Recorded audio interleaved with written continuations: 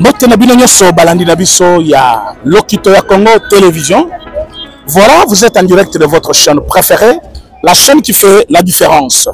Bozali kolanda biso à partir ya Kinshasa, bino bayi bozali musika, bozali na ville de Kinshasa, chaîne na bino yango yo kopesa bino information à temps et à contre-temps.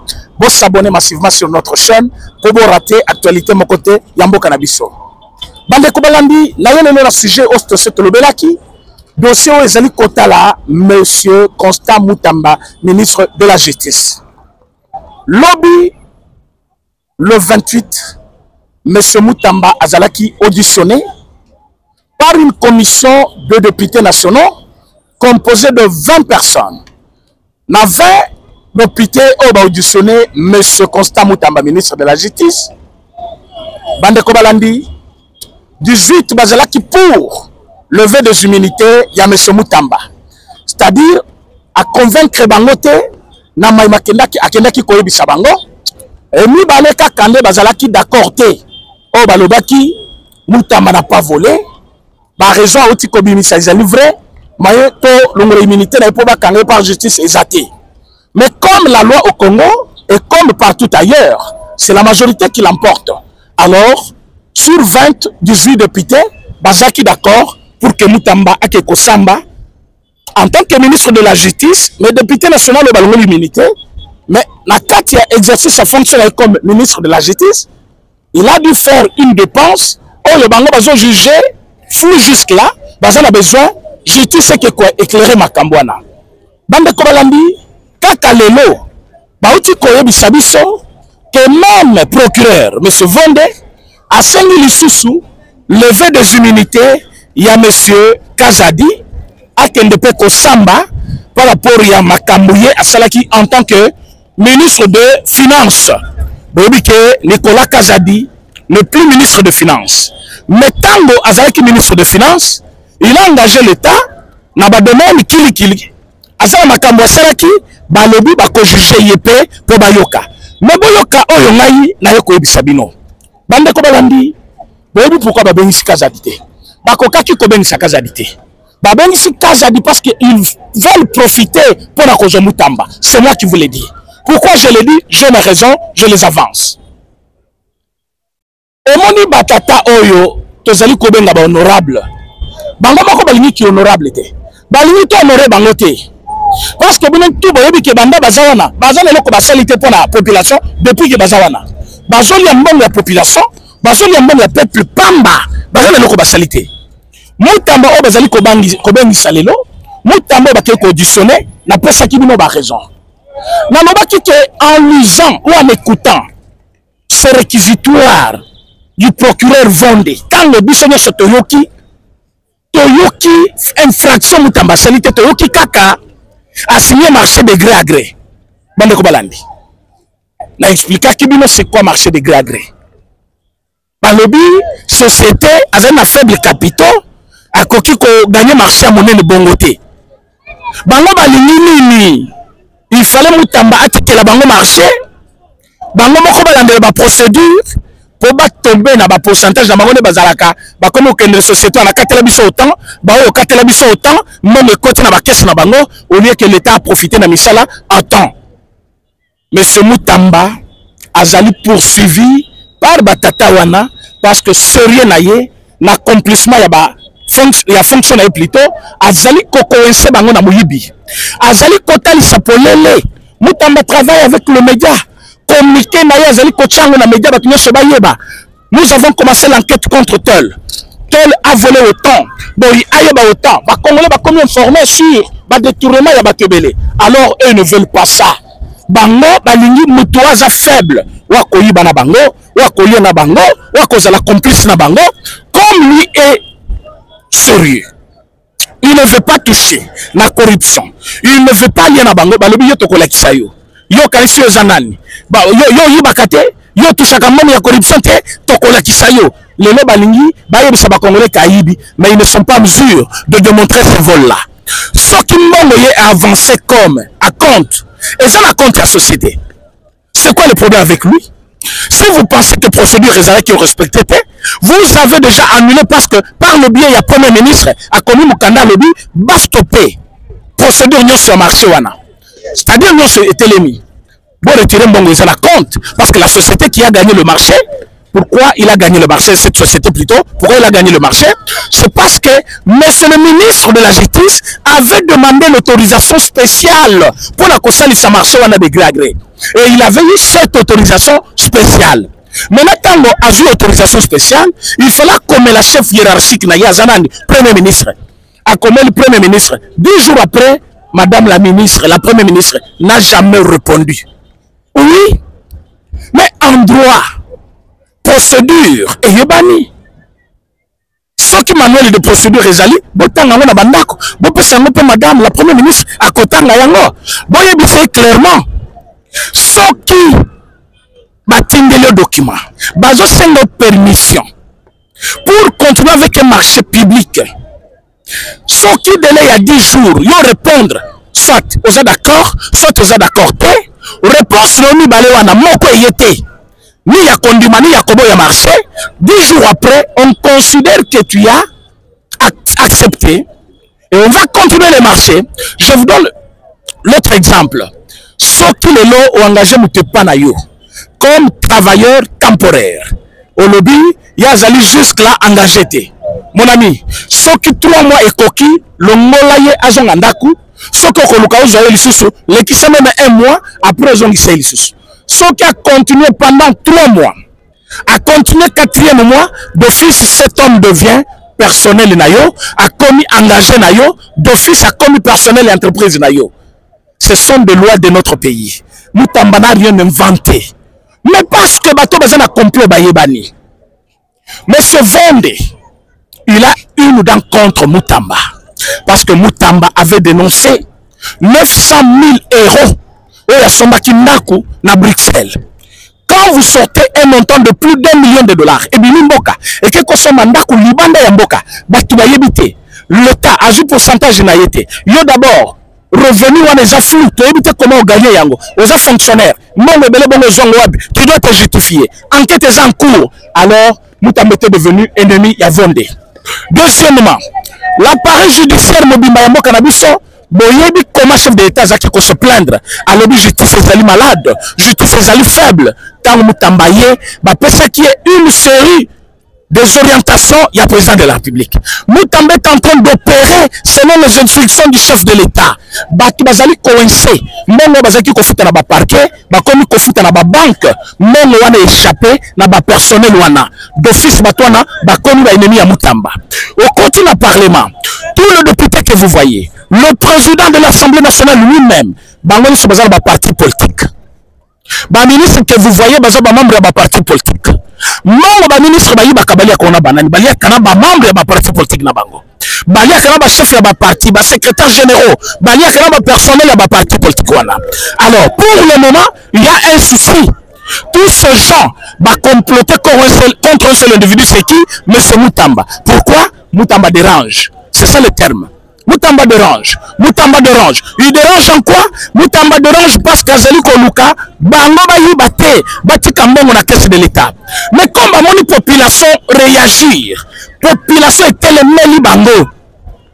Boyoka. Ozali chaîne, tobenga kango lokito Congo télévision. Chaîne o musala nango, kobeka sete na makambo ezali ya mboka na biso. Baya wate barata. Botala ke lobby nde basala ki audition ya Moutamba. Audition esili na butu vers 18h. Ba député wana lelo na parlement il faut exposer Moutamba, batia na disposition ya plénière pour que ba voter lever ya immunité na ye. Maintenant kaka na plénière wana, nde plénière bazoya ko annoncer que le procureur pour la Cour de cassation a sengi pe ba lumula monsieur Nicolas Kazadi ba immunité na ye. Wana salemi lelo. Bah, sengi levé des immunités, il y a Nicolas Kazadi pour que Bassambi ça y est. Mais cette annonce, c'est dans cette même plénière. Oh, il y a Moutamba, immunité. Vous ne voyez pas pourquoi on l'a fait? Vous ne voyez pas pourquoi? Donc, c'est juste pour dire, non, Bomoni Tokangipe Kazadi, Bomoni Petolandelier, tout ça, mes chers amis, il y a des caïmans. Mais tu as le problème, Ezali, Vital Kamere.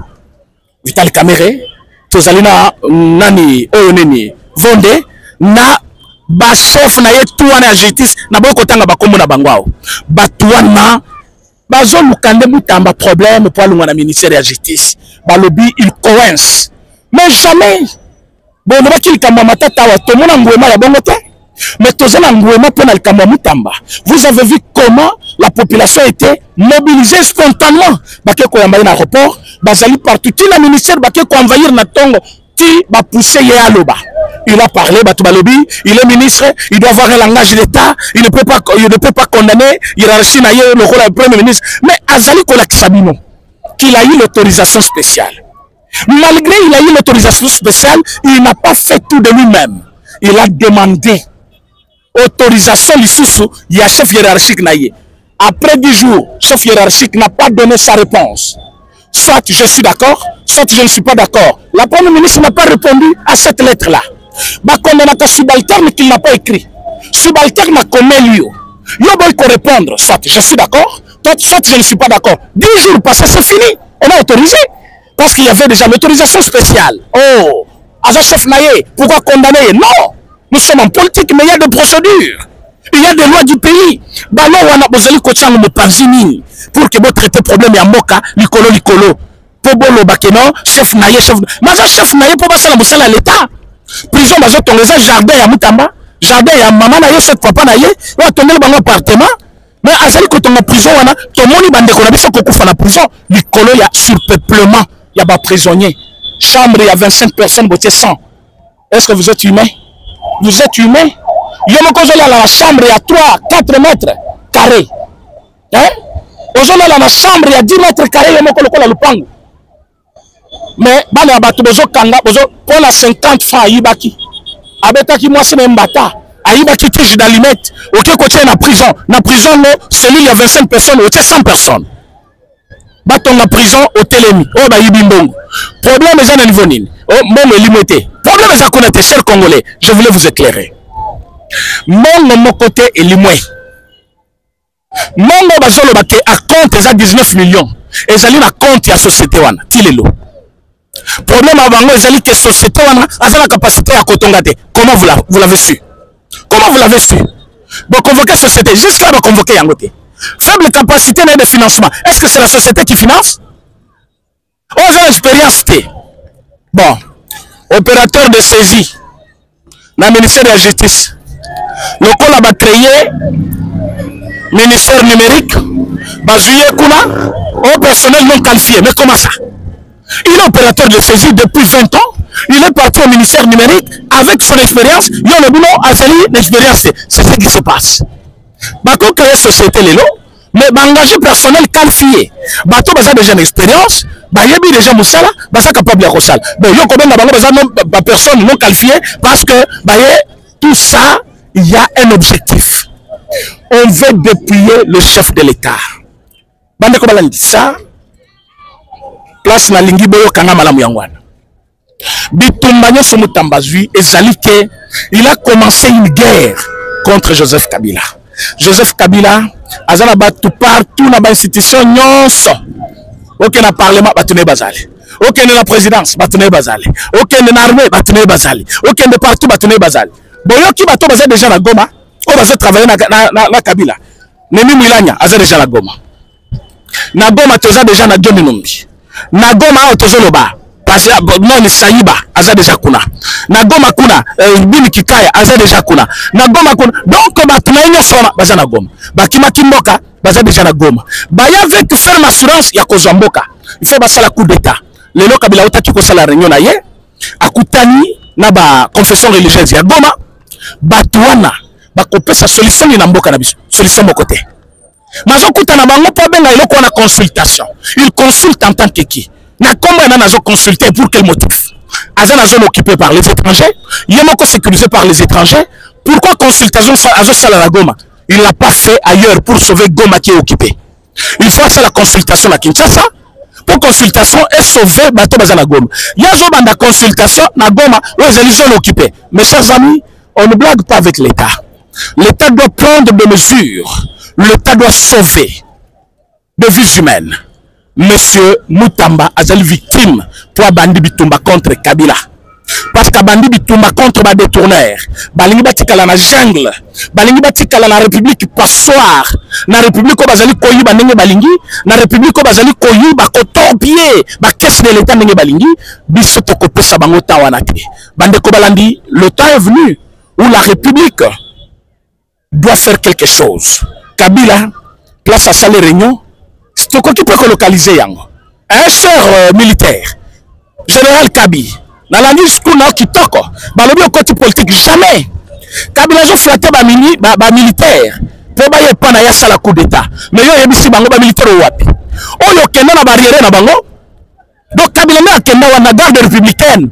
Azaki ko futa bango $55 au mois de juin, le 30 juin avant de filer. Azaki ko futa bango $55 na mois de décembre. Prime garde républicaine bazaki ko job yangwan. Mais bazana prime na bango légal reconnu par la loi, où il faut futa bango une unité prestigieuse de notre pays, bazo futa bango prime à $55. Mais ndenge bazana kende tout na bango lelo, bazana prime moko kitok, bazo jongo chaque fin du mois. Alobi basi na bango na bana bayoba ki place à se faire soigner te. Hôpital na bango ezala kité. Les autres hôpital militaire na Kanchach. Kende l'équipement ya hôpital wana. Ba militaire balobi batikala comme na chef de l'état ya kala akiko visiter mon fisc place bazo sala ba réuni na bango te na camp. Mais l'actuel président a déjà fait autant de tours na quatre même camp.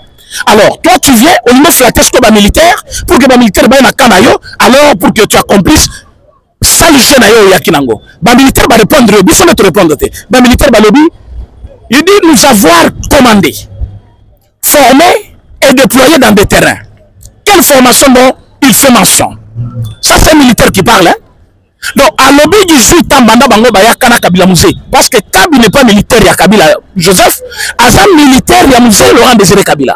Azam général, oh yo Félix Tshisekedi Sali, mais Ayakana moment il y a Bagadoko. Qu'est-ce qu'il dit? À l'obé, ils n'ont jamais connu une seule formation pendant 18 ans. Mais c'est un militaire qui parle. Hein? Bon, cette formation, dans quel pays? C'était dans quel centre de formation? Oh, bah, c'est la formation. Mais aujourd'hui, il veut comme ça flatter les militaires. Bon, la flatterie naïe. À l'union côté militaire, les deux ont flatté confession religieuse. Et heureusement que j'avais dénoncé cela depuis hier. J'avais dit à tout le monde que sur la liste de consultés, Batu Aliboso, Bakozala 5 ans. Mais tout celui qui va oser quitter la ville de Kinshasa, à Keigoma pour se faire consulter par Kabila, il ne va pas rentrer à Kinshasa. La loi du pays va le frapper. Les lois d'Amoni, même la confession religieuse à Yambi Kuna Batiagoma, ata Sangomoko Pazala quitter. Vous savez pourquoi? Bayoka Kemission Abiso. Bayoka Kimbela Topesaki, parce que Kabila est considéré comme rebelle. Il vit parmi les rebelles, dans le camp de rebelles, sécurisé par le rebelle. Nakuna est sécurisé par le rebelle. Une unité, les acquis qu'on protège, déjà levée par notre Parlement, qui est plus fort que le Parlement d'un pays. Ce qui s'est le mot immunité. Tu es devenu un citoyen normal. On se consulter ma Congolais en tant que qui? On se consulter en quelle qualité? Ancien président, oui. Tu es ancien président. Comment ça n'a pas oyo? Yo, il y a 18 ans, au Ebiseki Bango, Bazali Batumabe, Bazo Bondissa Congo. Depuis quand ils sont devenus sains, pour le Bango, bon traité, Bakomiko Tala. Nous vous confirmons la présence de trop respecter l'ancien président Joseph Kabila. D'abord, on n'a pas appelé ancien président. William a écrit, nous vous confirmons la présence de trop respecter président Joseph Kabila dans la ville de Goma. Depuis quand tu es respecté? Parce que Makenga Tangobaye, qui est le fumeur du chanvre Kabila. C'était Makenga, non? Makenga Zali, le chef Yaba, Willy Ngoma, chef Yaba Tunyo Sowana. Mais comment on a eu le plus respecté alors que Bango Babena Kiolobi, fumeur du chanvre? Depuis quand vous vous êtes réconciliés? Mes chers amis, il y a des signes qui ne trompent pas. Coup de chapeau na Docteur Mukwege. Même si je ne partage pas souvent le même point de vue avec lui, mais cette fois-ci j'étais d'accord. Parce qu'il n'a pas dit parce que je suis opposant à Tshisekedi, je dois flatter Kabila. Il a dit clair. À l'objet du discours, il y a Kabila est clair. Kabila a démontré qu'il est au service de Rwandais. Il est au service de Paul Kagame. Discours à Kabila pendant 45 minutes, il n'a pas une seule minute condamné l'agression rwandaise. Pendant 45 minutes. Mais s'il est venu pour trouver des solutions pour le Congo, bato bazo agresser biso ayebi bango. Discours wana italaki bango te. Celui qui nous a dit avant yana Goma que droit ya ba M23 est illégal. Boye bisangai c'est que ba M23 bazo revendiquer ou est illégal na ba revendication na bango.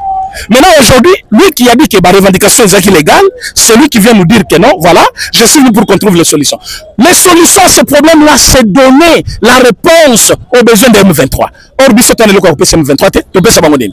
To kata Kivu, to pesa bango si du Kivu, ou to bando respecter la maman babele na biso. Mais Joseph Kabila nous a dit, avant de venir à Goma, que la revendication M23 est illégale. Cette loi est appelée loi portant statut des anciens présidents. Dans ce statut des anciens présidents, on parle des immunités du président. Or, ces immunités ont été levées. Cette loi n'existe pas. En quelle qualité il consulte les Congolais? Donc, et ça, le cas là, footballeur, moko a utipoto, a tiré, qui gêne à bandal, a l'objet, je dois consulter les Congolais. Abandi ko bengi sa ba confession religieuse, abengi ba mais service de sécurité bakoya, bakotu na ye, ozo consulter ba Congolais sur base de quoi, sur quel problème, on lui peut sa solution à quel problème. Et lui a choisi son camp. Pour que l'autorité Mokabatouna été, il le fait dans un camp de réfugiés, ou bien de rebelles plutôt, na Katia Goma. Goma est une ville à Congo, mais il y a une minute entre les mains de rebelles. Lui force tout et arrive là, en passant par Kigali, la ville des agresseurs. Il va ériger quartier général où, dans une ville où on a tué plus de 8000 Congolais le même jour, pour la cause de ville Wana, sans une moindre condamnation. Il y a massacre Wana. Et il consulte les Congolais pour trouver la solution. Je vous ai dit dans mes émissions précédentes que Monsieur Kabila, Bonagan Ekoyi, il n'a jamais condamné ni présenté ma doléance naïe, ma condoléance. Ville de Goma Ekoyi, il n'a jamais condamné ni présenté ma condoléance naïe. Ville de Bukavu Ekoyi, il n'a jamais condamné. Kichiche, Baboni ba Congolais, il n'a jamais. Mais écoute, c'est aujourd'hui qu'il se présente parce qu'Ayoki qui Sénat va décider de l'immunité pour Bakangaï. Abani ko flatter ba militaire. Il parle de situation économique. J'avais longuement parlé de ça. Je ne veux pas revenir sur ça. Situation économique dans notre pays, stable avec Kabila. Mais vous blaguez avec les Congolais. Vous blaguez avec les Congolais. Et puis, vous assimiler les Congo, Nicolas, ils ont un embouteillage. Embouteillage, ils ont une situation. Mais je dis, il y a des fous dans ce pays. Il y a des fous. Si vous n'avez jamais marché, demandez à Bato Batambola. Il y a des embouteillages qui vous coûtent 5 heures du temps, 8 heures du temps dans votre ville. Et Jean-Pierre Memaya qui représentait papier na Top Congo. J'ai vu des gens se moquer de lui. Manabanda Konabimo. Place Batebele Bavandi. Il y a beaucoup qui enviaient la maison de Chanon Bemba. Bemba Saulona. Batebele Bazaki qui enviaient. Quelqu'un qui possédait même des avions privés partout dans le monde. Donc Bemba grandi dans ces conditions-là. Il a fait le tour du monde. Il a vu là. Il y a des embouteillages partout dans le monde. Aujourd'hui, trouver la solution à ces embouteillages, c'est plus facile. Mais dès qu'on va utiliser ce même mesure-là, beaucoup tambola. Donc la population, regardez ce qu'on fait. On a dit tout simplement, on n'a même pas appliqué. On a dit plaque Wezali Kosuka avec le chiffre pair ou nombre pair. Tel jour. Nombre impair tel jour. Mais on n'a même pas appliqué. J'ai vu des condamnations à la télévision. Bazo Finga, gouverneur. Juste parce qu'il a pris une mesure. Mais il y a aussi des pays où, aux volant gauche, au retour de la lundi ou mardi, batia ba date. Ba pays où on a bazaga batute. Quand à Congo, il y a des gens, ba intellectuels quand à Congo, bazo intellectuel pour bossa ramine, bossa salamine. Moi je ne vois pas un intellectuel. Tant bazali kozo mesure, ouais koki ko porter solution à un problème que nous avons, on obtempère, on regarde. Résultat cause à la mine. Yozoboya, on les a proposé alors que tu n'as rien proposé. Tu n'as rien proposé. Alors que ce qu'il est là, bateau besoin d'un chiffre pair babimi. Bateau il y a un pair wana, chiffre impair. Bakuti kana bando kuna bando. Nous tu que cause à la moine à balabala. Apprenez aux gens de prendre aussi les taxis. En Suisse, c'est tout près ici. En Suisse, c'est belé bazongaka. Des ministres bazona mi tukanabango, batiki en fait na parler du peuple. Bakenti na sanef makolo bo basala musana bureau na bango. Ce qui joue wana, batiki na carburant na mutuka l'état il prend le métro. C'est la Suisse, pays stable. Ba ministre baina mi tukabati à une distance bien connue. Bakema koloti na bureau, bakufaka. Et c'est qu'ici, un ministre moko a 7 véhicules à la suite. ya mutuka na ye bazo kende wapi bazo sala nini et tout ça quand on veut corriger bazo nyokola population population alingi sala oya lingi aucun pays du monde mututo sala ka oya lingi mutoko sayote dans tous les pays du monde toza wana ba voyou na Kinshasa alongo Kinshasa akomi poto sa zone akomi peso leçon tuna ye kuna utanga classe na côté classe mon côté film na discipline ye moko zawana ayebi que ça c'est moindre erreur bakolongola visa na ye bazomisemboka na ye so sali moindre erreur bakotia na kasho bakopesa amende motu nyonso akomaka discipliné na Congo bato balingi discipline te Mutamba aussi est victime de tout ça bato balingi so mbongo ya leta ekoti alongolango na compte ya leta ke ekotia na pale na ye ndenge tomonaki na programme ya 100 jours mbongo eza na compte ya leta balongoli bake kotia na compte ya Ecobank bakomi ko dépenser yango sans que biso toyeba mbongo eza kotambola ndenge nini tomona ngo avec Tambo Mwamba na Sénat mbongo 4 millions de dollars je parle de 4 millions ya kobongisa nango juste place ya 109 de sénateurs place ya 109 personnes bakobongisa ngo avec 4 millions mais là ce n'est pas un problème mbongo elunge na banque yeti na Sénat na butu mbongo elunge na Sénat eke kokota na ndako ya Tambo Mwamba dépense ya mbongo wana te bilinge salamate dossier on a peine de bandité. Je suis content qu'on a appelé Kazadi mais Kazadi n'a pas bouffé seul au ministère de Finances bato ba yibi mbongo na moko baza belé babanda ko kanga bato nyonso wana na oki condamnation matata bato moko ba résister na oka kimena parlement wa caméra meki ko protéger ça n'a pas de sens muto ayibi bakanga ye lelo pona Mutamba bakamozo kende rapide et bon pona matata pourquoi ezaki ko là alors je suis d'accord que justice c'est ça Moussana Yango, mais sans que réellement faut tes amis. Il ne faut pas condamner quelqu'un par au niveau se venger. Non! Ma quand nous voyons dans un salarié, se venger. Parce que Nani Mutamba Binissa qui m'a monnaie, yo zo binisamo 900 000 euros au séminaire Koulibanda. On foutu combien comme impôt à l'État. De Bande Kobalandi, je voulais conclure sur ce dossier-là que M. Mutamba a été auditionné hier. Sur le 20 députés au Bayoka qui est 18 bazaki d'accord pour balongola immunité. La majorité absolue, même pas discutable. Il n'y a que 2 députés, ne balobaki toza d'accord te balongola immunité. Bango balobité à convaincre bisoté. Lobi to kolongola immunité, o ba sambisa ye. Ba comme la plénière à lelo, bazo présenter biso to kolongola peka za immunité. Nyonso na pona koboma. Idée que pourquoi bazo kanga Mutamba. To kolanda lango de plus près jusqu'à la fin. Merci d'abord nyonso bazaki kolanda biso. Bo s'abonner sur votre chaîne, bo liker et surtout bo partager. Merci.